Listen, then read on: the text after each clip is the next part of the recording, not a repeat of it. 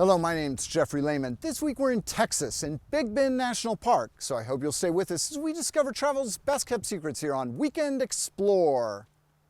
We will start in Guangzhou, China, where we will participate in an ancient military exercise turned modern game. Then go for a river tour. Go for a walk on the beach and kayak with dolphins on Tybee Island, Georgia, before exploring historic Fort Pulaski. Finally, we head to Big Bend National Park in West Texas, where we will take an exciting rafting trip down awesome and scenic Santa Elena Canyon.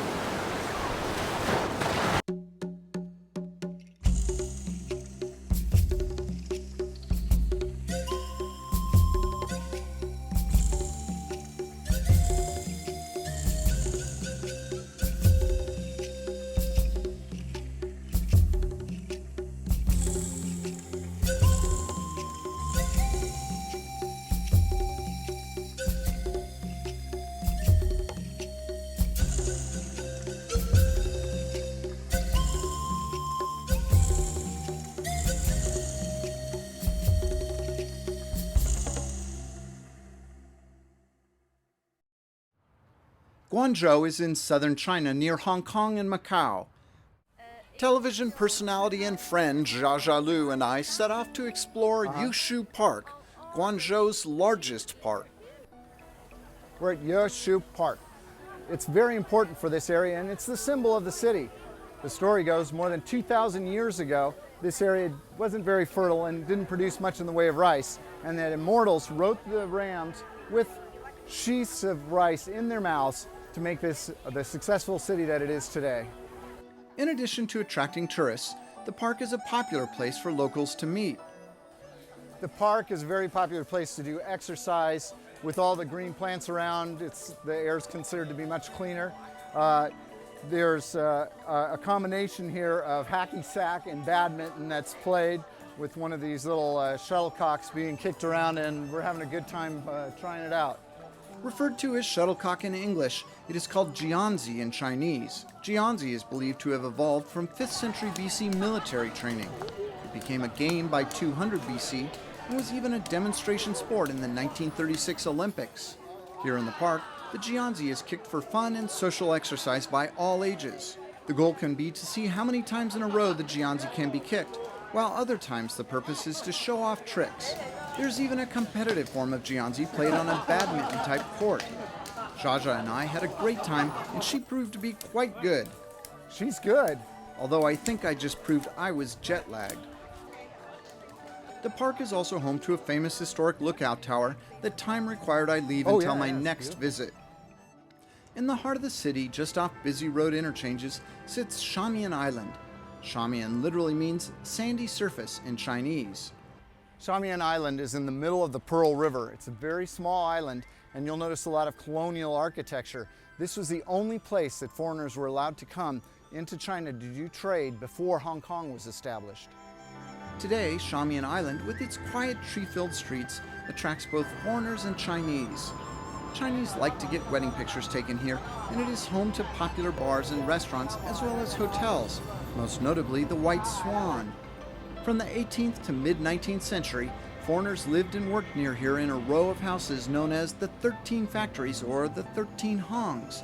These were not factories per se, but trading companies and were the epicenter of foreign trade. Shamian Island was defensively strategic during the Opium Wars and became a concession to the British and French at the conclusion of these wars in 1859. The British received 80% of the island and the French 20%, although trading companies from the United States, Germany, Italy, Japan, Portugal, and Holland all built mansions here. After 1949, these mansions became government offices or apartments. The bronze statues on the island depict life on the island during different epochs, although it's hard to look at this one and not think Sound of Music. After walking around the island for an hour, I was beginning to feel like I was at a bridal fair. On the east end of Shamian Island sits the White Swan, the grande dame of Guangzhou hotels. The White Swan is the definition of luxury, including this waterfall and Chinese garden right in the lobby. Zsa and I headed to the dock on the Pearl River for a river cruise. International trade through Guangzhou has played a critical role in Chinese history. The dock is in front of the Canton Customs Building, first established here in 1860. This building was designed by British architect David Dick and was completed in 1916. This is the Pearl River, runs right through the center of town. It opens into the Pearl River Delta, which has Macau on one side and Hong Kong on the other, downriver quite a ways, about 100 miles. So not quite that far, maybe 70 miles. At any rate, this is a beautiful trip. They don't have tourist boats in English. They do have them in Chinese, and they also have a lot of ferry boats, but this is definitely an awesome little trip to see downtown. It's beautiful. The Pearl River, Zhujiang in Chinese, is known as Guangzhou's Mother River, with many of its tributaries flowing through the city, including Zhijiang, or West River, Beijiang, or North River, Dongjiang, or East River, and half a dozen more. Guangzhou's importance is probably best denoted by the many battles for the city. Arab and Persian pirates sacked the city in 758 AD. The Portuguese arrived in 1514, creating a monopoly on foreign trade. They were expelled in 1557, but were granted nearby Macau as a trading base. The Dutch broke this Portuguese monopoly in the early 17th century. Guangzhou emerged as one of the world's great trading posts by the mid-18th century due to European trade. The Chinese tight trade control created a huge trade imbalance with Europe, with silver flowing in as tea and silk flowed out. The English East India Company combated this problem by smuggling in opium.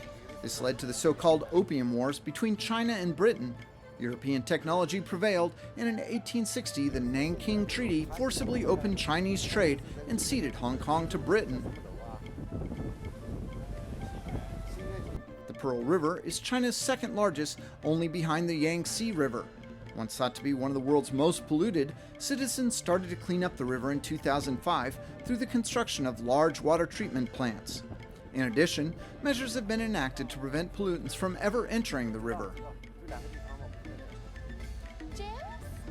The recently completed Guangzhou TV Tower is 610 meters, or over 2,000 feet tall, and one of the tallest structures in the world. China has also started to address air pollution. Smog often enshrouds the entire city. The smog makes for beautiful sunsets, but I look forward to the day when there are just blue skies here. Coming up, we head to Tybee Island, Georgia to enjoy the beaches, kayak with dolphins, and then explore historic Fort Pulaski. Later, we go to West Texas to raft in Big Bend National Park. Tybee Island sits off the coast of Georgia, just a short half-hour's drive from Savannah. Deciding I just had to try my hand at being a pirate captain, we joined Sea Kayaking Georgia for a paddle. A light rain had started to fall, but this was not going to stop us from enjoying the dolphins and other wildlife to be found here. Piracy in Blackbeard's era was not as bad as some would like to paint it today. Many pirates were respected and even protected by the community. They brought much-wanted goods to the colonies and sold them at reasonable prices. They also kept out the French and the Spanish, while allowing the English to expand its trade in the colonies. There's the dolphin right in front of us.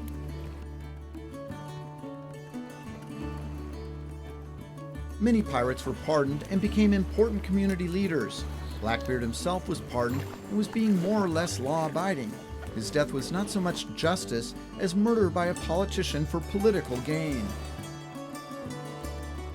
Some leading historians believe that if it were not for pirates, modern Americans would probably not be speaking English.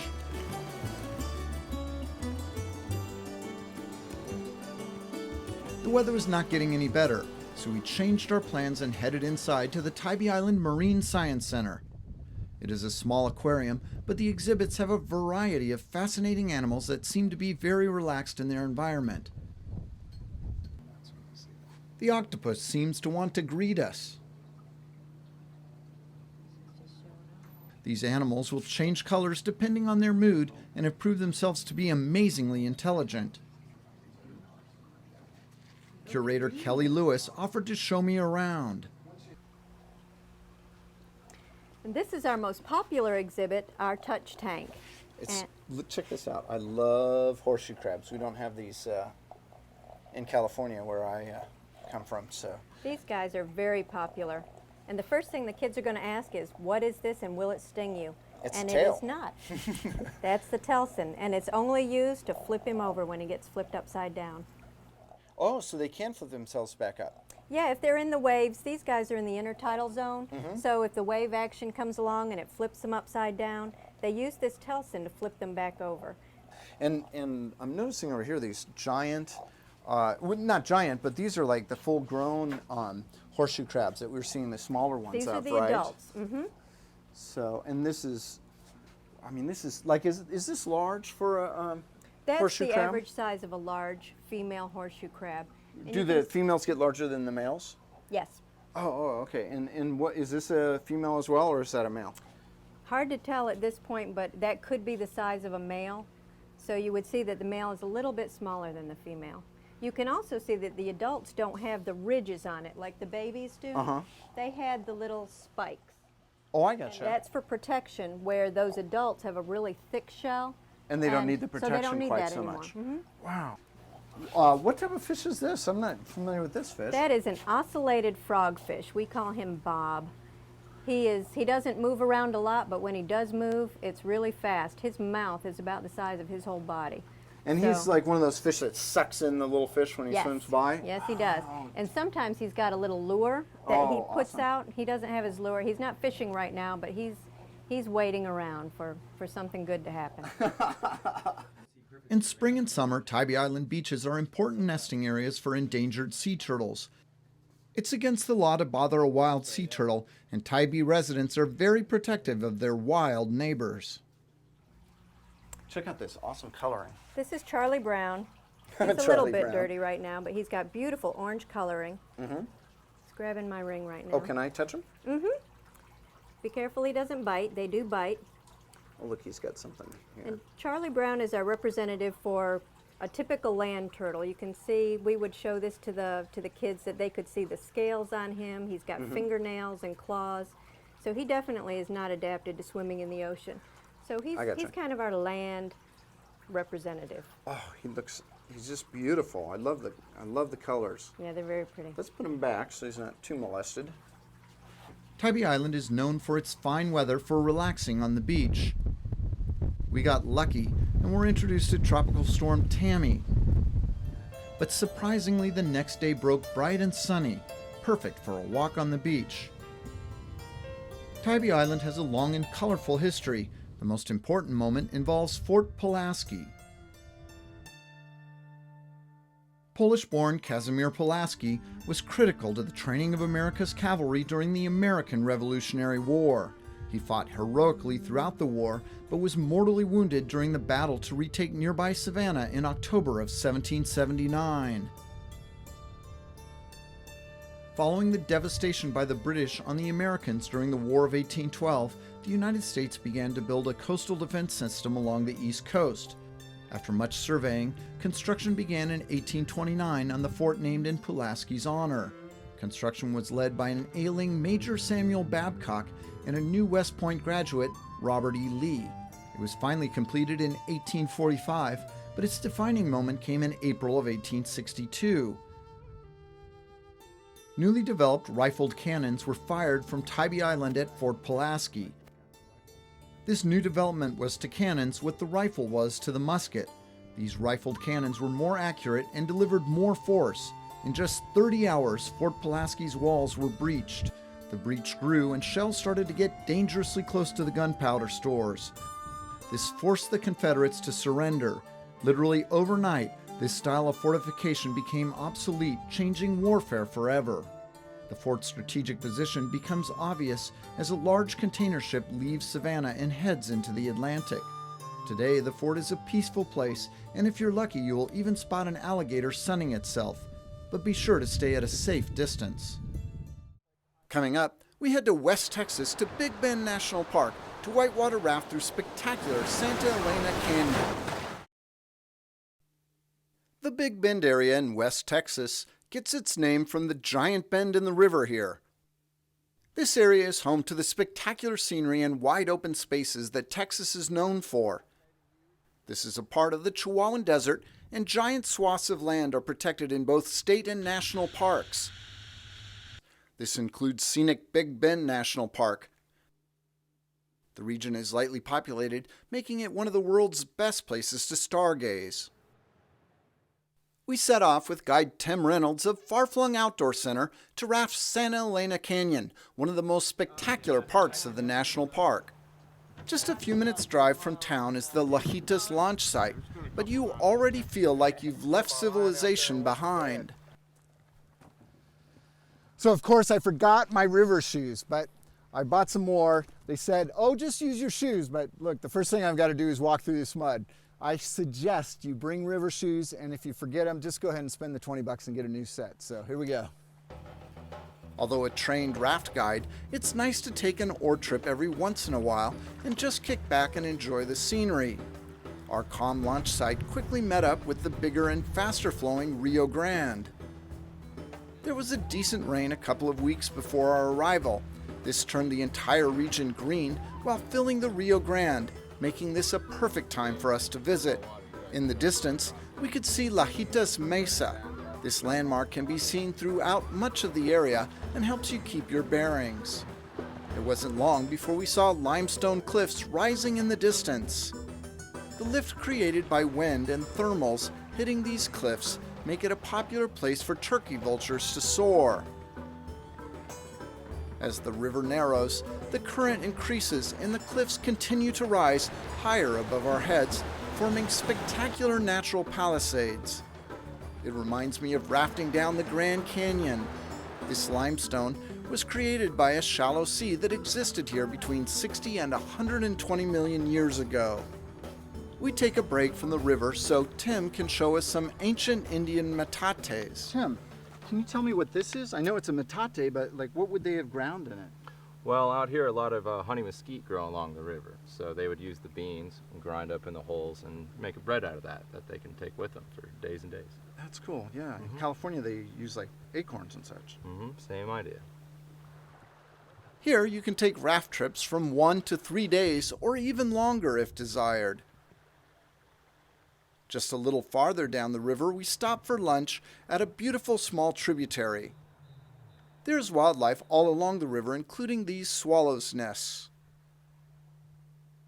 Santa Elena Canyon is the most spectacular part of the trip, and Tim tells me a little about the geology. Tell me a little bit about the geology that's in there. Well, we're looking at a limestone canyon that's been carved by the Rio Grande for the last 2 million years, working as a piece of sandpaper working down. We leave the serenity of this protected cove and immediately start to see a change in the river. The next 7 miles or 11 kilometers are the most technical for the guides, but also the most beautiful and, depending on how you look at it, the most fun. Looks like it ends right there. The entrance to the canyon is so small that it almost doesn't appear to exist. This is what we have come to see. These sheer walls rise more than 1,500 feet or 500 meters in places. Interestingly, this tributary was formed by a fault line. The canyon is so narrow and deep that almost midday sun is still not able to reach into its depths. As we go deeper and deeper, we descend into relative darkness.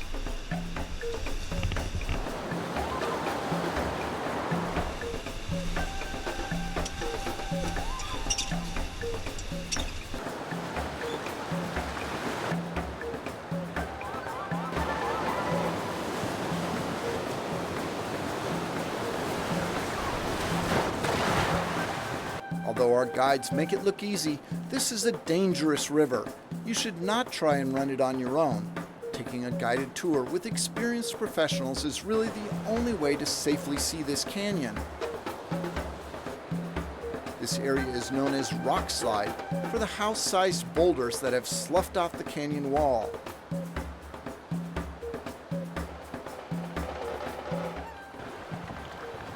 Smell the guano? Yeah. We're in a bat cave. This canyon was a fearsome obstacle to early explorers of the Rio Grande. Expeditions starting in 1747 all detoured around the canyon. It was not until 1899 that the first scientific exploration occurred of the canyon, led by Robert Hill.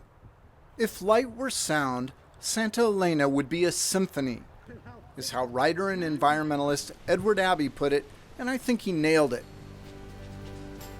Besides making the trip safe, guides make the trip fun and are full of interesting facts about the area. These sheer cliffs are awe-inspiring, and we take the time to really soak them in.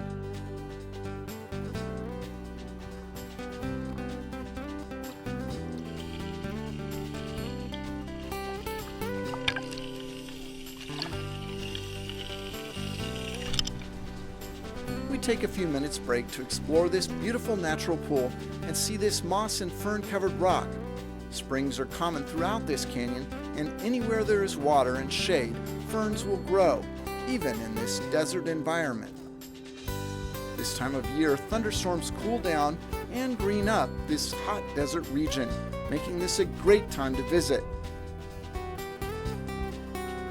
All too soon, we can see the end of Santa Elena Canyon coming into view. As the canyon opens up, the sun comes out, and our adventure has come to an end. Thanks for joining us this week in Big Bend National Park, and I hope you'll join me next time as we discover travel's best kept secrets here on Weekend Explore.